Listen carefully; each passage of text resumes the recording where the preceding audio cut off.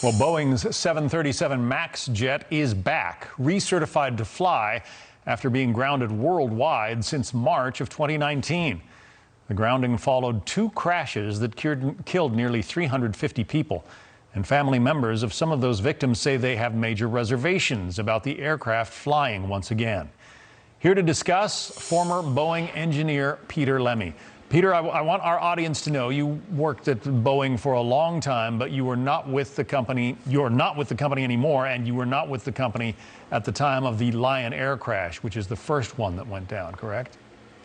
Yes, I left almost 20 years before that. Yeah, and you were also one of the first to analyze the data from that crash and sort of ascribe blame to something that's called the MCAS system. That's the system that's supposed to help keep that, or was supposed to help keep that plane in the air. That's true. It was exactly 2 years ago, the Friday after Thanksgiving, when the first data came to light, which showed that MCAS had fired repeatedly on Lion Air and ultimately had prevailed and the airplane had crashed. So I know that Boeing has spent a lot longer than they thought they would have to getting the MCAS system repaired and some other issues with wiring and so forth in the 737 MAX. How confident are you now that they have gotten to the bottom of the problems and that that airplane is safe to fly?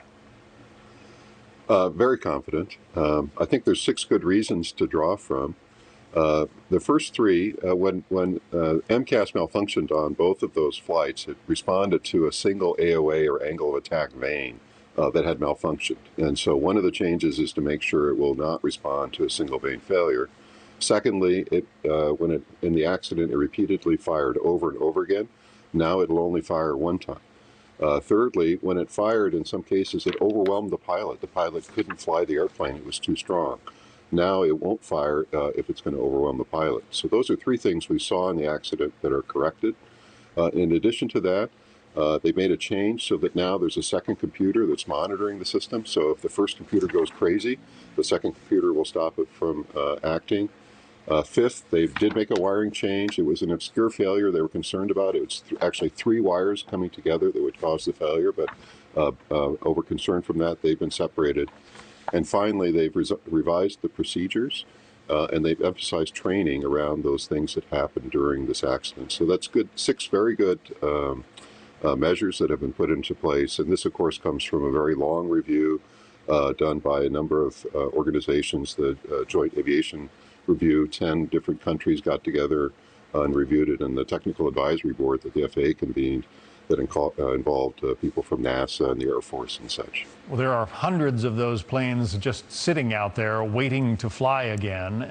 Given the demands of retraining the pilots and the software fixes in all of them, you're confident that those planes will be back in the air fairly shortly?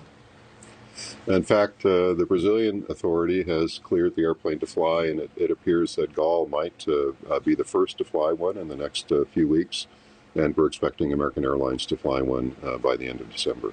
And Southwest Airlines, I know, is eager to get them back in the air. They save about 15% in fuel costs over a standard 737. So for the airlines, it's very economical. It's a very economical airplane, and they're eager to get them back flying. Once again, you say they're going to be safe.